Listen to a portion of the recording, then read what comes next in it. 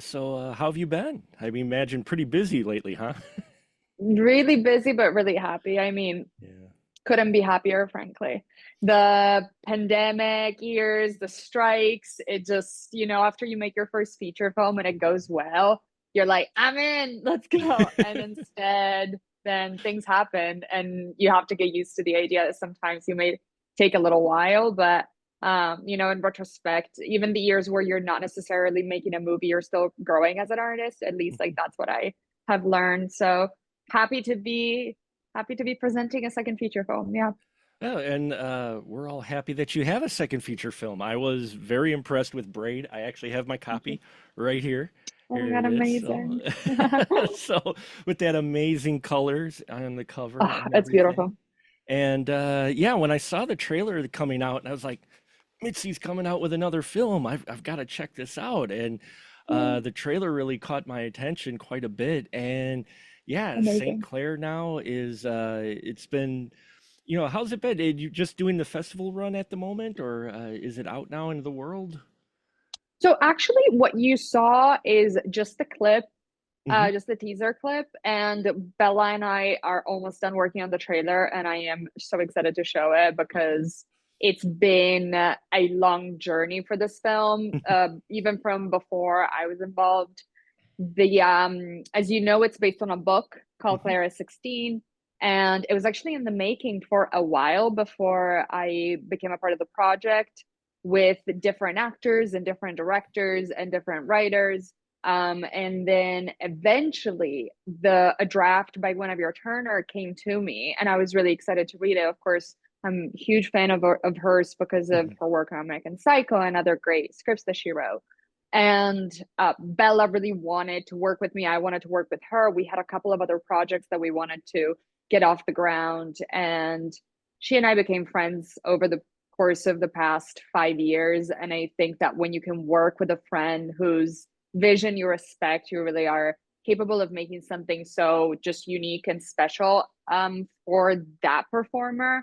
So I kind of rewrote using the same ideas that Don Roth developed in the book and some of the great ideas that Guinevere Turner put into her draft. I just redeveloped it in a way that felt appropriate, first of all, for Bella's age.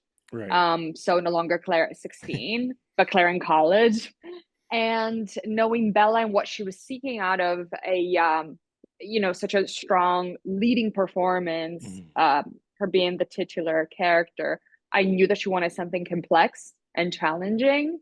And everything clicked the second that I read the book. At the very beginning, there's a quote by a Hungarian psychiatrist, if I'm Mhm. not wrong, Thomas Salz, that says, if you talk to God, you're praying, but if God talks to you, you're schizophrenic. And in that moment, the idea of this Catholic schoolgirl with this penchant for killing, instead of just being a female Dexter, it became imbued with, hundreds of years, if not thousands of years of Renaissance paintings and depicting female rage, or Old Testament like tales of Judith beheading Holofernes, of the very spectacular and complex character that was Joan of Arc, Mhm. and how society perceived her, and how afterwards she was made a saint, and how we still don't know how a 17-year-old peasant illiterate from the countryside of France had military knowledge, Right. to the point that she became, a problem, so much of a problem that they killed her. And so all of that became basically the foundation of what I wanted to create with Claire, and the overarching question, which you caught perfectly, became um, what is right to do when we feel like social justice is no longer available to Right. serve us, Mhm. and what kind of fine line can we walk between good and evil, between righteous vengeance and becoming the very thing that you're trying to eradicate. And I felt like it was very poignant the way that you notice the way Claire is often centered in the middle of the frame, specifically talking about that ethical dichotomy and how Mhm. we shaped it through the use of chiaroscuro, so that Caravaggio-esque lighting technique of having half the face bathed in light and the other Hmm. half completely in darkness. Yeah, I just the visuals of it. I mean, you open this film with just this wonderful shot of of Claire on her bed, upside Hmm. down, in a almost a crucifixion pose, Hmm. and it just captures you from there. And so how did you get approached and involved in this? You said this was in development hell basically for a number of years. Hmm. Did they approach you? Did you seek it out? How did that come about for you getting involved in this? Well, so I just want to say something about that opening shot because I'm glad that you brought it Sure. up. That opening shot, part of it came from looking at pre-Raphaelite Mhm. paintings. So these like usually like red-headed, very pale beauties immersed in nature in these very romantic poses, um, just filled with color and detailed, these like just like romantic heroines. Um, but specifically, we had her upside down because I was fascinated with the idea of the martyrdom of Saint Peter. Mhm. And he basically became the first pope. Anyway, he was like the most hardcore out of the disciples. And when they told him, we're gonna, execute you because of your beliefs, they were like, the Roman Empire told them, we're going to crucify you. And he goes, and Peter said, no, we can't, you can't crucify me because that's what happened. That's what you did to Jesus. I don't deserve that. Can you crucify me upside down? And so, which is extreme, but like I romantic from Right. a visual standpoint. And so we decided to sort of emulate that with Claire at the beginning. So having her crucified, quote unquote, upside down, but like on this beautiful bed of with a quilt that looks like a Raphaelite, pre-Raphaelite Yeah, painting. it's just a gorgeous shot. I was like, Thank you. that caught me. I was like, this is a beautiful still right here. You're right. It's almost framed like a painting, and the Hmm. colors as well, with it. And so, yeah, I was just wondering. You mentioned you got the draft of this film. How Hmm. did you get involved in such a film that's been sitting there for a long time? So Ariel Elwes, who's the producer on St. Clair, was one of the producers on St. Clair. Was initially attached to be the producer on Clara 16. She sent me an earlier draft in 2020, but I was stuck in Italy because I didn't have a green card at the time. So I just wasn't allowed to come back into the country, which was hard because I had been in the United States since I was 19 and I Sure. was 29. So 10 years of just living in the United States kind of like meant nothing in that moment. And I just couldn't take it because I was in another country. And then I came back to the United States in 2021 and I didn't even chase it because I didn't want to get my heart broken thinking Sure. they must have moved on. But then instead, Ariel reached out again with a draft by Guinevere. So it just felt great that somehow, clearly, I don't want to say that it was meant to be, but it felt special to know that to realize in that moment, oh, you do get a second chance, and sometimes it's even better. And so, yeah, I knew that they wanted Bella for it, Sure. and they knew that she and I had a kinship, and we Mhm. wanted to work together. And so sometimes it really is the perfect storm. I feel like there's so many things that can get in the way of a film being made, like everything basically. And more often than not, when something does come together, it's because all of the planets have aligned in a Sure. sense. Hmm. Well, and especially after watching the film, I was like, this feels like a perfect fit for Mitzi based off of Braid. I was like, these films could almost fit together in the same world in many ways. I love that. It I felt love that. because you managed to give just like in Braid as St. Clair, you give it an interesting atmosphere to where it's not quite full reality. It's based enough Mm-hmm. in reality elements, but Mm-hmm. we get some supernatural elements in here, Mm-hmm. maybe, or is it psychological? You're not quite Mm-hmm. sure. With the surprise character of Frank Whaley, Mailman Bob, who I loved this performance and his scenes with Bella. How did he get involved? How did you pick him? So Frank honestly was First of all, thank you so much for noticing that, because I feel that way about the Mhm, two films. I do feel like they're in a symphony together. Definitely slight differences in style mhm, because we didn't have as much time on St. Clair as we had on Braid. But so I wasn't as indulgent with, let's say, slow technocrane shots and perfectly composed shots, designer shots at sure. every given moment.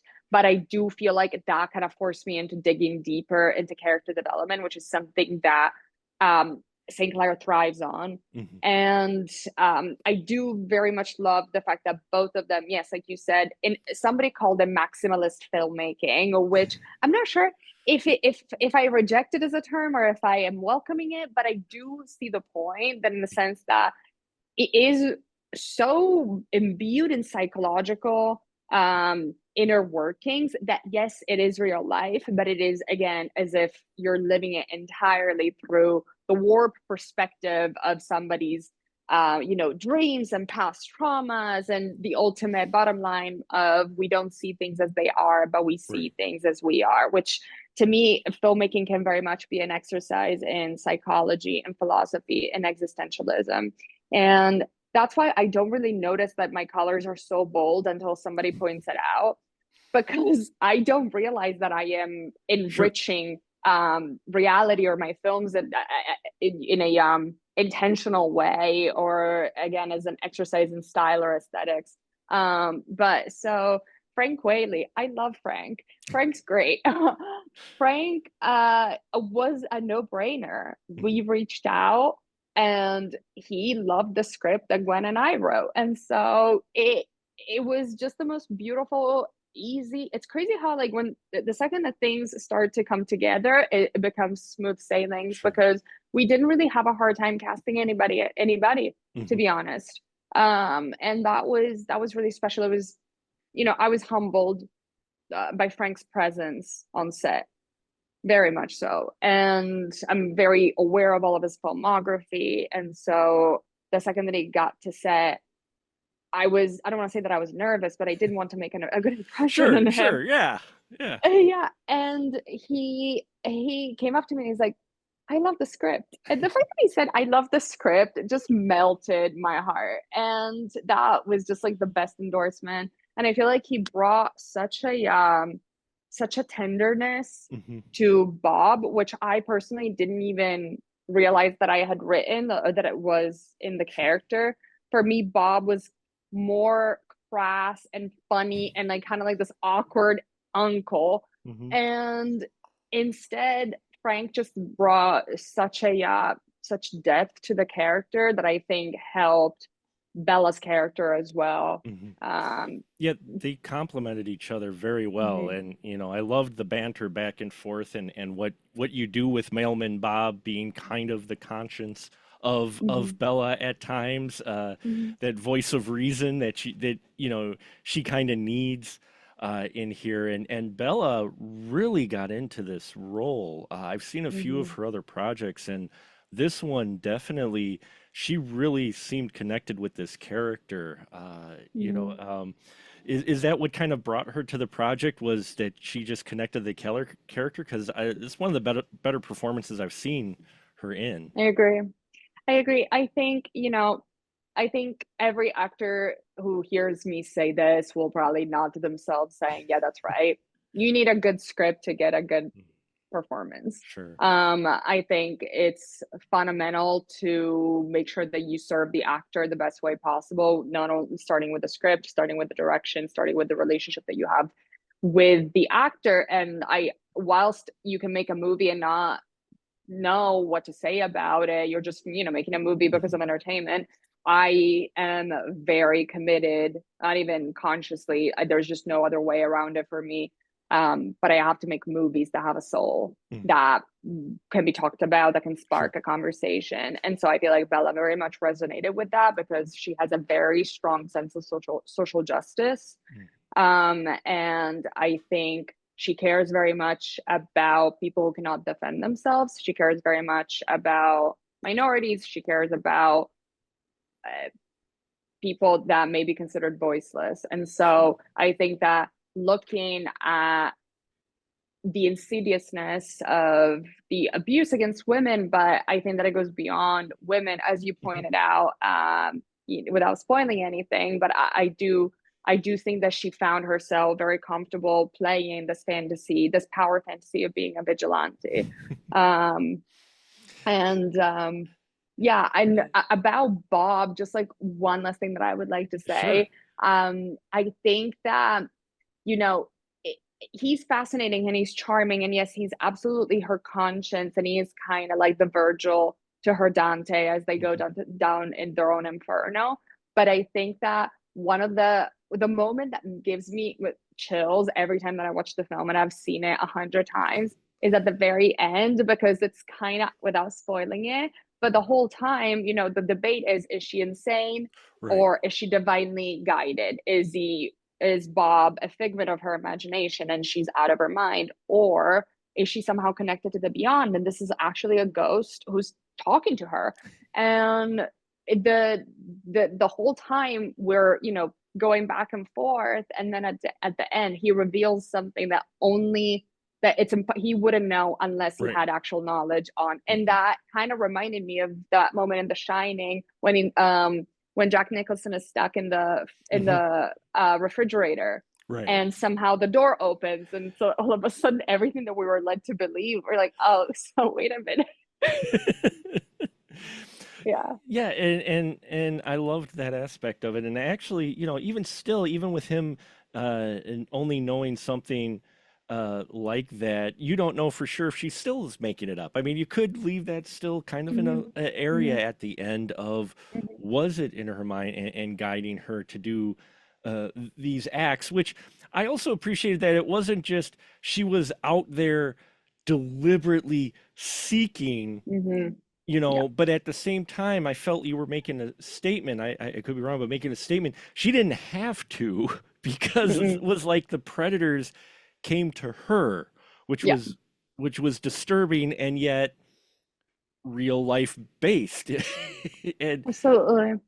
Yeah, I think that you caught that, and reading your review, I'm glad that you caught that, because a shallow viewer could say, "Oh, who would get in the car with this Mhm. idiot?" But the point is that she tries to not get in the Right, car, senses the danger, and she's kind of like a lifeguard. She's like, if there's a shark, I am the person to go make sure that nobody else, gets right. hurt. And so she does get in the car, and the whole time it's like, what time were you supposed Yeah, she's just asking him questions, like, just give me anything so I don't have to kill you, anything. But the more she's asking questions, the more suspicious he appears to be. And so I'm glad that you caught that she goes from prey to predator, yeah. I mean, consciously. she get that little smirk. I love that scene. I Mm-hmm. love that shot where she just sat there asking questions, saying, "No, no, no, I'm not getting in the car." And then he just insists, and she got that little smirk, and I'm just like, Mm-hmm. "Oh, okay, I see where this is going." Yeah, So, absolutely. and that's what I liked about her character too, though, is because there's layers to her character. It's not, some people may look at it and go, "Oh, this is just a lack of a better term, man hate film, or she's just out." Mm-hmm. But no, Claire also wants to just be a normal 17-year-old in some Yes. respects. Like when we get to the party scene, and then we Mm-hmm. find out that it's a big challenge for her to even just have a normal life because of all the things happening around her. And I really appreciate that. And you mentioned color earlier, and in Braid it was very prevalent, and in Mm-hmm. here I was happy again that you used it, but it was the color red here with the Mm-hmm. leaves in Mm-hmm. particular. Yeah, that so I feel like I've read the book so long ago that I'm not remembering correctly if that Mhm. was specifically in the book or a variation of that, but at least that was my interpretation of what Mhm. happened I think, Don may have used the term just like seeing red in a Right. broad term, but I was thinking a lot about, at least when I studied Greek tragedies, one of the things that struck me was the idea of anthropomorphic nature. So nature turning the color of our own, Sure. emotions. Mhm. So the sky is bruised and purple because the lead character is having the worst day ever. And so it kind of like doesn't matter what is going on, but everything again has to do with our own personal perception. So I just wanted to create this very specific relationship that Claire has with her surroundings when she feels in a holy space, which can be nature. In Right. fact, it's kind of like at the beginning, we have this inception story of young Claire just like wandering, the woods, and Mhm. she's discovering life and light and nature and trees and all of it. And all of a sudden, she's exposed to a very clear moment in which she realizes human beings are capable of taking life away. Right. And so, whilst before the woods were like, in a sense, we have these like beautiful beams of light, like they feel Mhm. like a cathedral, like a church. All of a sudden, after the fact, after the first time that she spills blood, very much in a Greek tragedy sense, it's like nothing will ever be the same. Right. Even this like very special place of purity that you had for yourself of discovery and growth is forever tainted, which I think is how trauma works. I think it's Mhm. how when something terrible happens to us, unfortunately, once it's over, it's not just over, but it again it taints everything that we touch and feel and how we experience it forever. And so from that moment on, I feel like without overusing it, I did want to create that um, clear connection between what was happening within Claire's, Mhm. inner world and the feeling of like, oh no, it's coming back, like when we see later on. Um, Now, yeah, you do use, you have a young cast in here as well, and mhm, they are involved in an extreme but very pivotal scene for the mhm, Claire character. mhm. What kind of challenges did that prevent in how to present that and working with young performers in a scene like that? It's really hard to be completely honest. You have to get to know the kid and the parents Mhm. very well because every parent has a different relationship with their child actor, and I may not know what a 12-year-old girl is okay with talking Sure. about versus another 12-year-old girl. Right. Um, and so Juliet is, she watches Stranger Things. So that just, I was Sure. fine, but Yeah. then, we had other girls. So she was so down for everything. She was an angel and she was incredible. She was so committed, probably the most serious person on set, to be completely honest. Like a little soldier. She was great. And she really didn't, she took directions great. She Sure. wasn't scared, and she's eager to get back on set for Claire part two, whatever that is. Um, whilst like with some of the other girls, I didn't realize that certain things were not to be talked about. Ah. Like Mhm. the a dead deer, for some it was a distressing Sure. image, and I had to be like, no, but the deer's not dead. I mean, it is, but we didn't kill it. And so there was like, what deer? I was like, no, we didn't. It's taxidermy. What's taxidermy? I was like, oh no, I'm like, I don't know how to claw out of this hole. I was like, creatures die, and the parents are like, stop it. You're ruining everything. So it just, if you're working with one kid at a time or a Yeah. couple, it's all good. But I had 12 little girls around Mhm. me, and it's just, you never know what the threshold is. Sure. And you do need to take the time to investigate what's okay and what isn't with the parents. Because yeah, a few were definitely distressed from the idea of the baby deer being drowned. And so Yeah. I don't, I could see that, but because you always hear about challenges but I mean it's a very effective scene and again mhm, it's essential to the character and yeah, she did look like a young Claire as well. I will mhm, say it felt like, oh, that is a young Claire. But absolutely. with extreme scenes, we also then get, older Claire, Bella in some of the extreme scenes. You know, how do you gauge how much, and I love asking this question because it's always a little different. How do you gauge how much to show and not show when you Mhm, have those more brutal scenes, even though mhm, she's, killing very nasty people? I mean, these are people mhm. that in all honesty, I'm like, yes, yeah, Mhm. yes, do this, but at the same time, you're like, visually, how do you gauge what to show and not show? So that's a great question. Some of it, this is going to sound procedural, but some of it has to do with ratings. Sure. Um, it, it's a It just is, little, yeah. yeah. It also, the more you show, the more expensive it is. And Mm-hmm. this is like very just like indie filmmaking 101. Mm-hmm. Because then you have to bring in prosthetics, you have to bring in special effects, you have to bring in like very well done makeup effects. Right. Um, Besides that, though, even if I had had all the money in the world available to myself, I do still think that I don't want to make something that feels like it's reveling in violence because it is Sure. not what I stand for, and I do still believe that art imitates life and life imitates art. So I don't necessarily want that to be the centerpiece of my work. And I feel like, I'm sure everybody's quoted this before, like Hitchcock saying it's not the bang, Right. but the anticipation of it. And I do feel like, there's some gruesome moments that actually tie back to Braid. I don't want to talk about it without, but it struck me how I realized that there's a big fight scene for those who haven't Yes. seen it.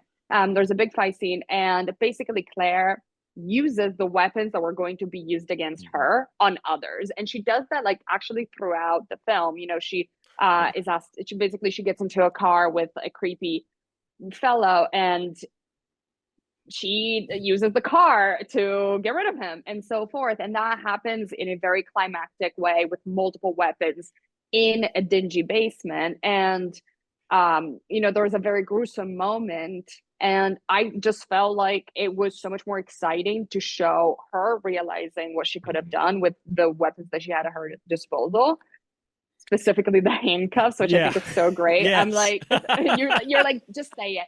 The idea of like, you try to cuff me and I'm gonna use this to not only free myself, but to Yeah. Do damage. Yeah. do damage on you. Exactly. And so, but it is kind of similar to something that happens in Braid, Mhm. actually. And just like the disfiguration, I guess, and like the placement of Mm. the injury. But yeah, I just felt like it was so much more exciting to be with her and thinking, what am I going to use? I'm going to use that. Mhm. And then making the conscious decision of operating in this way, and just the tension, the climax leading up until the moment of rupture of the skin, basically, and then cutting to just like this like very painterly use of blood, where I actually just like I grabbed a brush, I dipped it in blood, and as Bella was like laying on the ground, I was like broom, and just so that's like her actually reacting to me being Sure. to like the director is suddenly like hovering over me, like you like doing Pollock like painting, like flattery brush strokes. I'm like, yeah, no, that's so to me, that was just like how Mm. there was no other, I didn't care to show close-ups Mhm. of torn apart skin. Sure. Yeah. And yeah, it is more effective. I always think a less is more a lot of times, especially when it comes to Mm. scenes like that. Now, did Bella do most of her own stunts in the film in those scenes? Because some of those scenes, Yes. very physical. Yeah. Yeah, she did, I would say 75, 80%. I think that perhaps the only really acrobatic moment is the one that she just Oh you would yeah. have to Hmm. be MMA Sure. trained, like seriously Yeah. trained to do that one move. But I would say that she did 80% of her stunts. Yeah. Wow. That's impressive. Now, folks, this isn't all just heavy subject and heavy vibe. We have comedy in here too, especially in the form of our play director at the school where Claire is at. Could you tell me a little bit about his character and Yeah. how that came together? Was he in the book? And because I loved the bits with the play and the director of the play and the whole, idea of this play Mhm. while Claire is also out taking care of bad guys. Yeah, I love the fact that you responded to that, because definitely I was a little hesitant reading the book Mm, about the tone shift.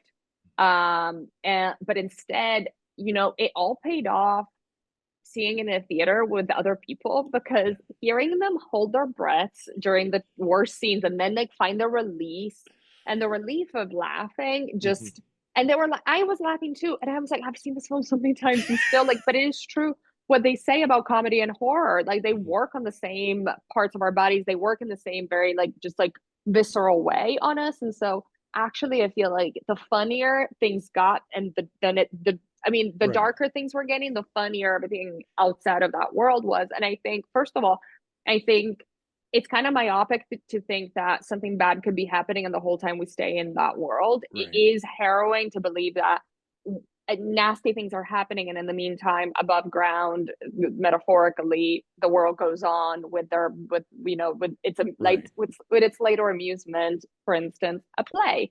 But I thought that it was brilliant that ultimately the play Death Trap reflected exactly the themes Mhm. on that were going on in the A plot, for lack of a better term. It is about a group of corrupt, vicious Right. people that are trying to kill each other. And so then it was actually Guinevere's idea to have the girls play reverse, do the gender reversal in the Sure. play. Mm.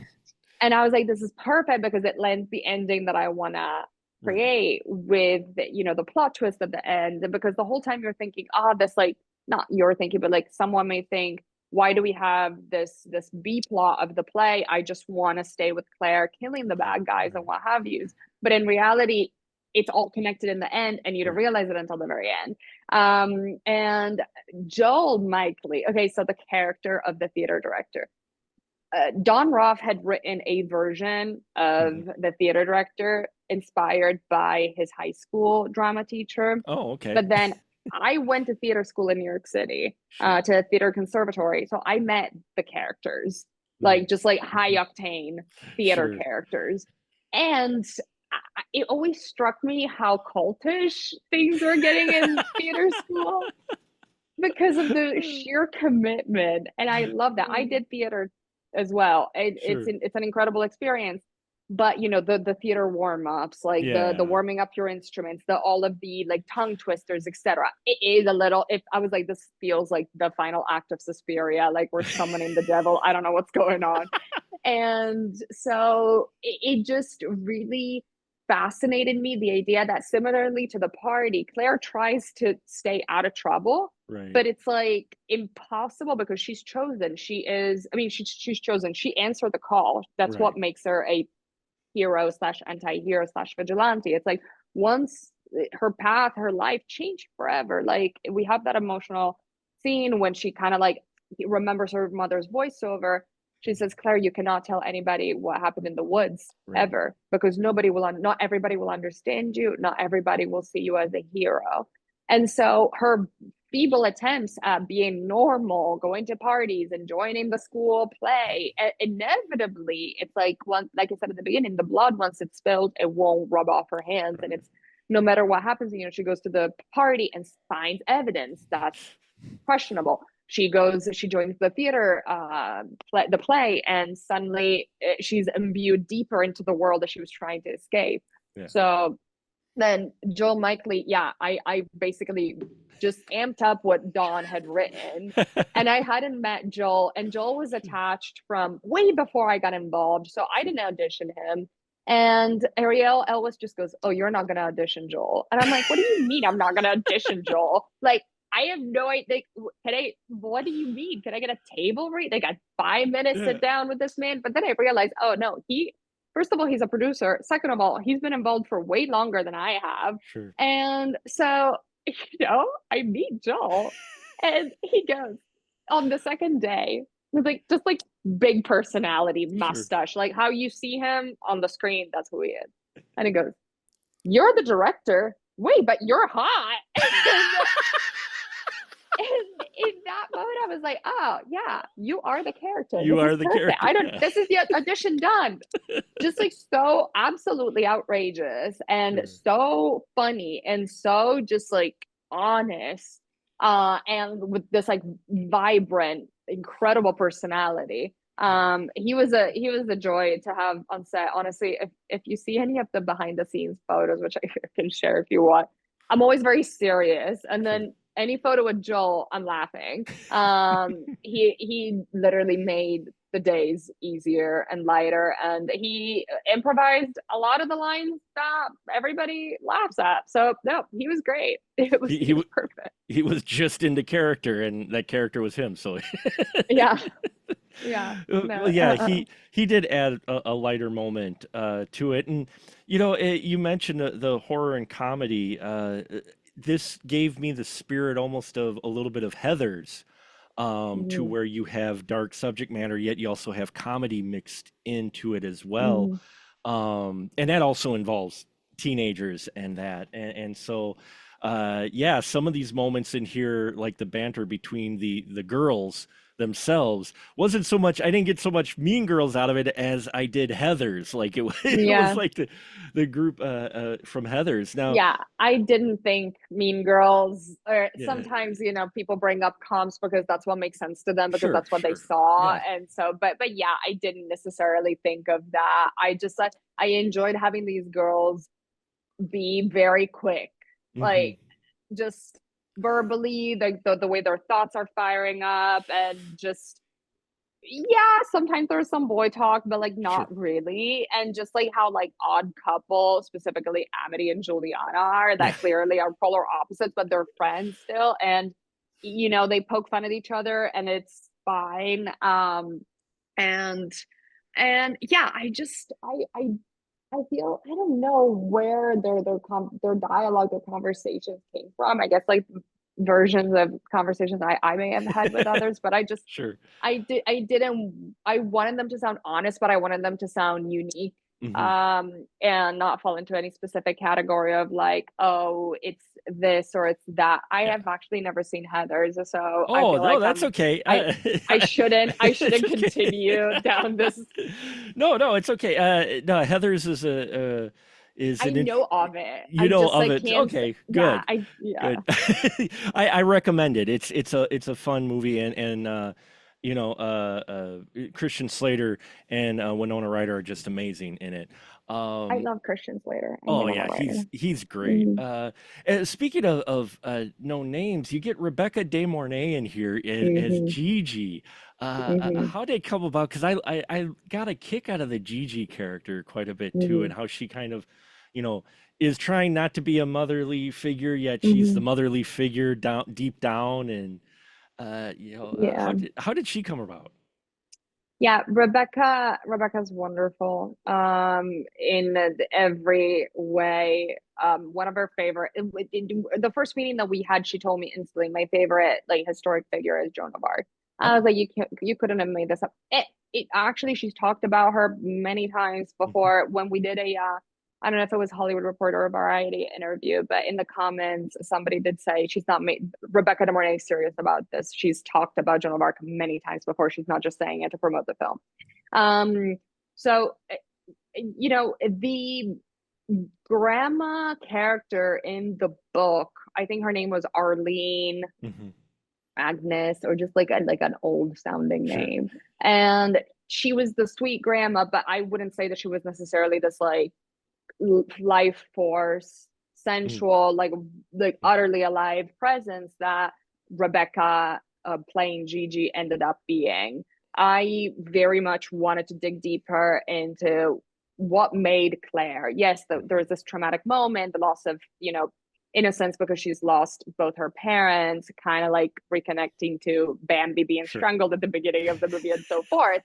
Like we're all alone and what have you. But I did want her to have a strong female presence in the mhm, house. I do think that, fictional or not, I do feel like there is something very important to be said about legacy and about how even if you may have never met a poet and that poet may have completely shaped your personality because you read all of his books and so forth.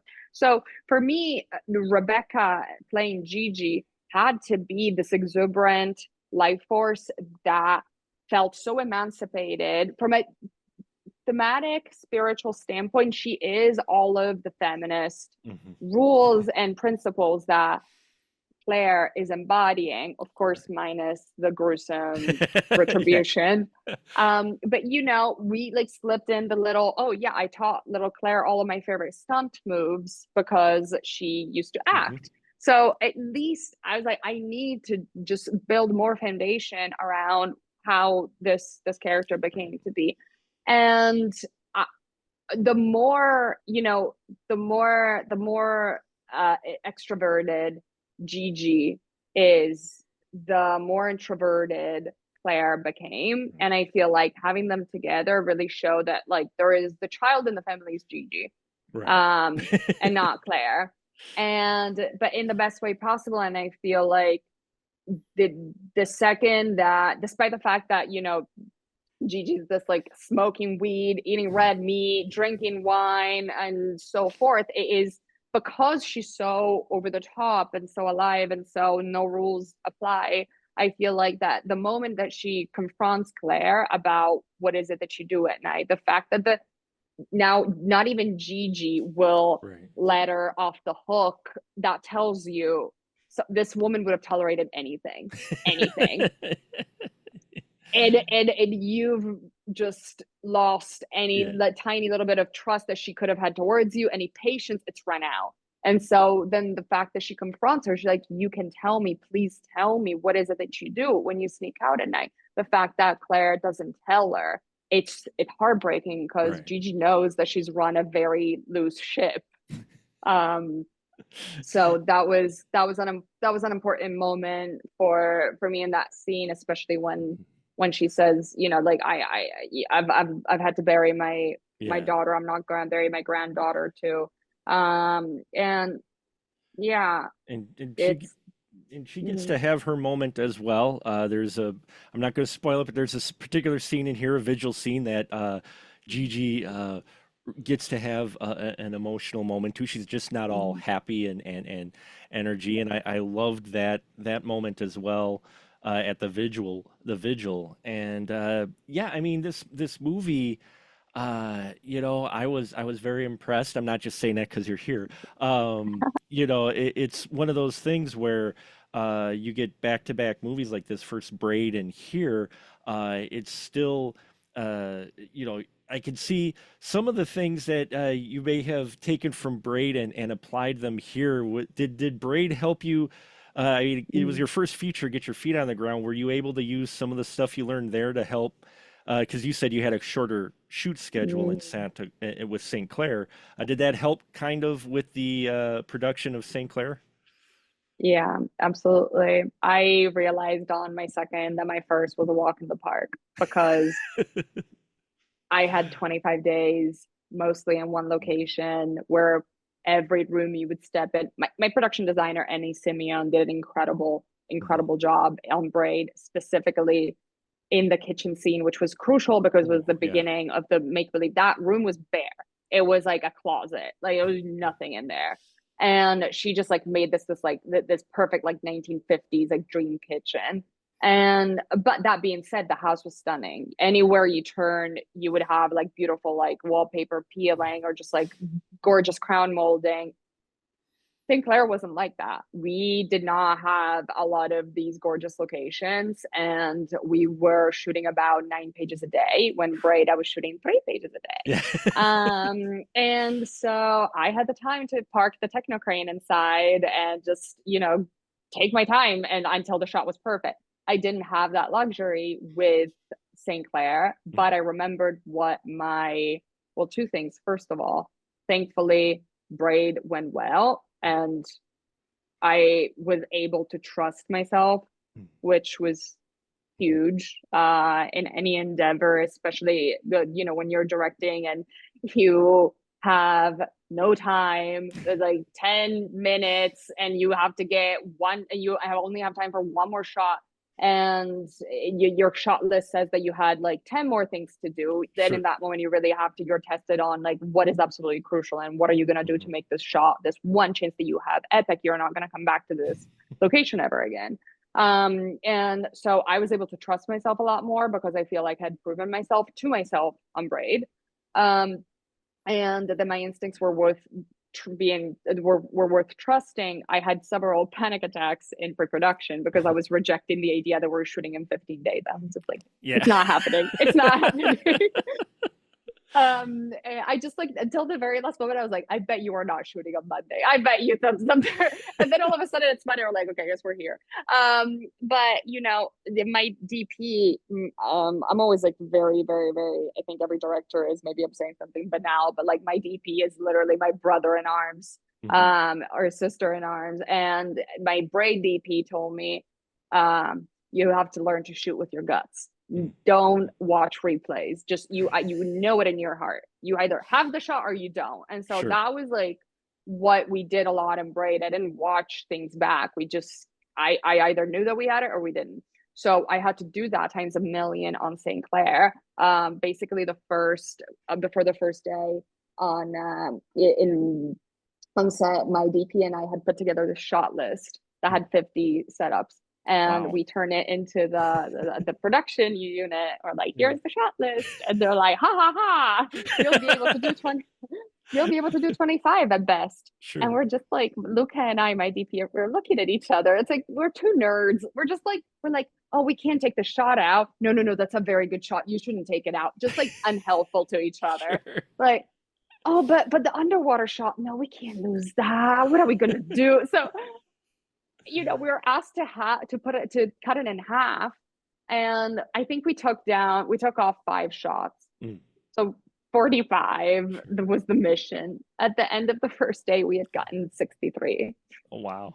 It was whenever I felt like I had it, I was like, no, no safeties. Let's move to the next one. Let's Sure. move to the next one. I have to say, my DP shot most of it handheld, like incredibly gorgeous, well Right. calibrated, smooth, poetic handheld. Wow. But yeah, we moved. I never had to wait on camera Mhm. because as long as his legs were still going, that man, a saint. He ended up with like I don't want to say like a burn on his, but like everybody Sure. took a little bit of a beating. Like I had a broken pinky toe, and so it's okay, it happens. But blood, sweat, and tears, and I have to give it to him because he, yeah, really made the impossible happen.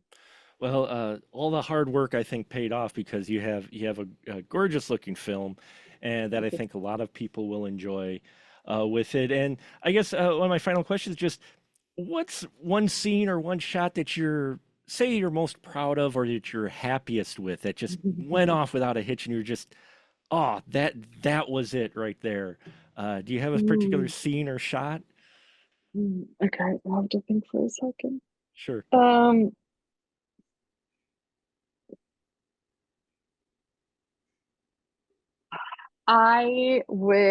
it's hard to think of, but I think that the sequence, okay, no, I have so many because, okay, the Sure. car I was scared about. Like, Hmm. honestly, I was like, has anybody ever done this? Is it like the 6-1 specific stunt? I was like, is this even physically possible? I was really nervous, and instead, the car scene was one of the instantly the second that it was also Bella's first day on set. It was Bar Johnson's first Oh, day on set. It was 107 degrees out, Kentucky, Louisville, yeah. summertime. I wanted an old car because it looked better. No AC. Sorry, guys. Just you look great.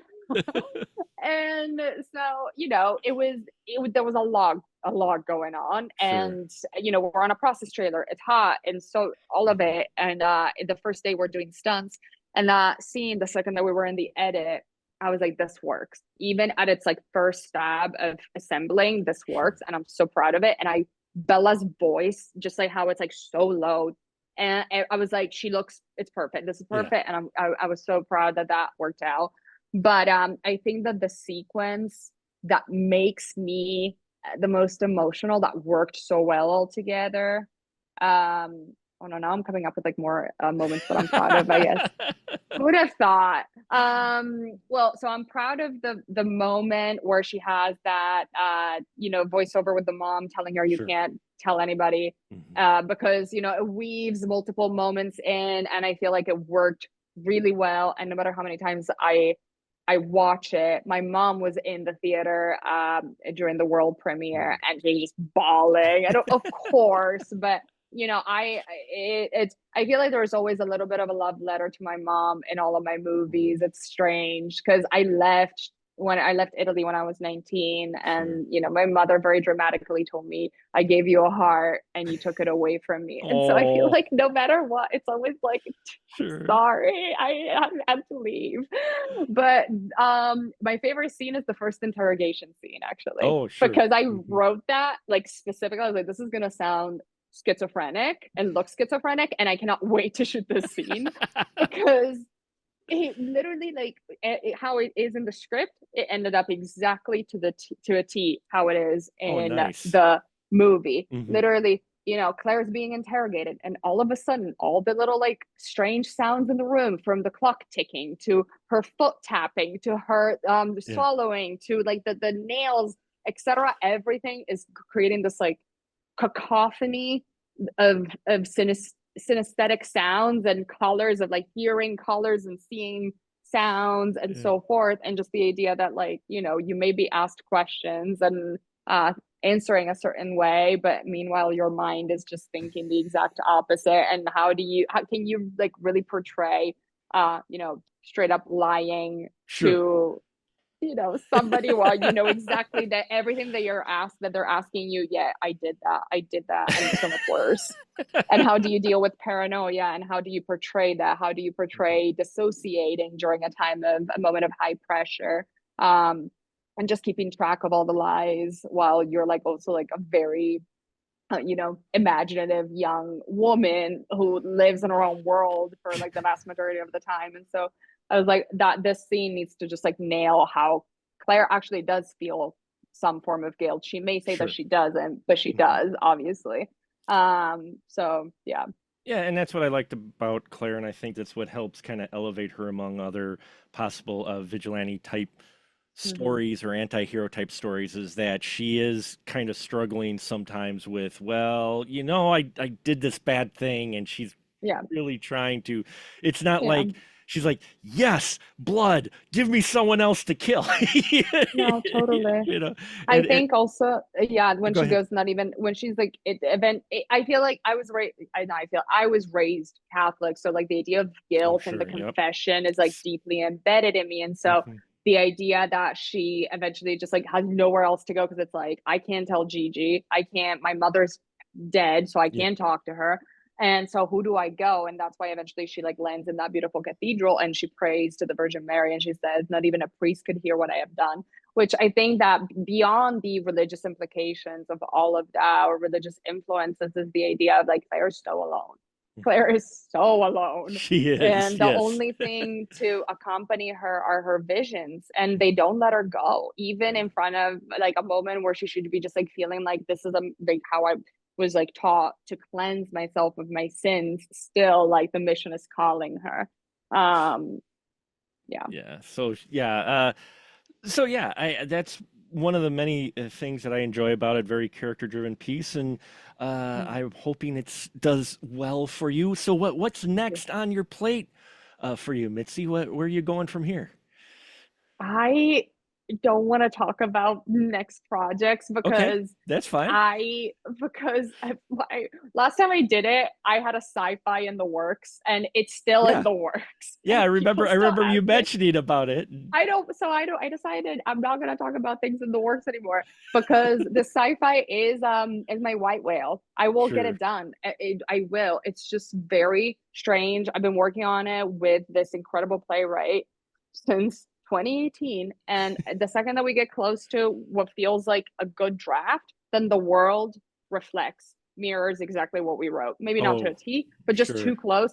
Literally, we were like, oh yeah, pandemic, like airborne pandemic back in like the early 2010s, then developed it into like a beefier like sci-fi piece that Sure. had some like Black Mirror influences in it, and talked about like our relationship with technology and what have you. And oh, here we go. Then we rewrite it, and I literally like I mean I'm sure, I don't know if you've seen what happened in Lebanon this morning, but like Yeah. it's just like So the idea that cell phones could Yeah. explode, I wrote that in a draft, and it's just like I don't know how to get rid of this curse, but You're it's prophetic. You're being prophetic. Look at I need that. to write a draft where it's like world peace, everybody. There you go. Finish. That'll work. That'll Bad work. movie, great version of reality for all of us to live in. And So yeah, I don't talk about what I'm gonna do next anymore. I loosely say that I do have something with Bella still in the works. oh, well, that's cool. Cool. Hmm. Yeah, that's a little bit more grounded and Hmm. personal for her. And I have a horror folkloristic Italian horror with like some Ooh, like World War II influences sure. in Italy. And then I have my sci-fi, Your sci-fi. So, my well, situation.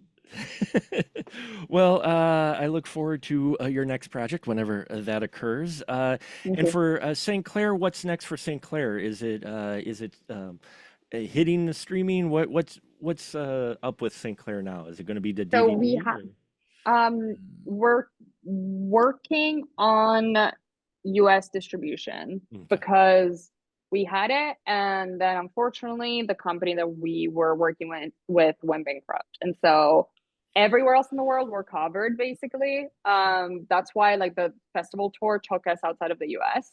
But you know, we've been getting really good press, and so the festival Sure. tour has been Hmm. helping. We're working on a US distribution deal. I would like to get at least a like limited theatrical release. I do, not just out of vanity, but because I've been in the theater watching this film with others, and it really is a special experience. Um I have a trailer coming up very soon that I am going to pass to you and a few other trusted people, so that we can perhaps coordinate a release of some sort, Sure. keeping it very like grassroots and indie, and just like have like my favorite like film people in my Mhm. circle release it with me at the same time. And yeah, no, it's coming. Worst case Fantastic. scenario, straight to VOD, but best Sure. case scenario, limited theatrical release. And yeah. Well, I hope you get that because yeah, it is definitely something with the visuals that should be Mhm. seen on the big screen. So, I thank you very much, Mitzi. You have a website and such and socials. I can add that to the podcast description here, where people can keep up with you. Yeah, I think that anything Sinclair related right now is being promoted on Bella's page and my page Okay. for Instagram. Sure. So at Bella Thorne, at Mitzi Peirone. Again, indie, grassroots, Hey, just bare bones. I love indie because that is where some of the honest and some of the best work is Mhm. coming from right now. Because Hollywood, as entertaining as some of the films are, originality is a lot thinner right now Yeah. on those big releases. Mhm. So thank you very Mhm. much, Mitzi. Yes, everyone, check out St. Clair when you can. All the information, keep track of it, so when it does hit the U.S., you can enjoy this film as well. And I thank you very much, Mitzi. And I hopefully we can talk again on your next project whenever that Yes, occurs. So soon, sooner than soon, later. hopefully sooner than later.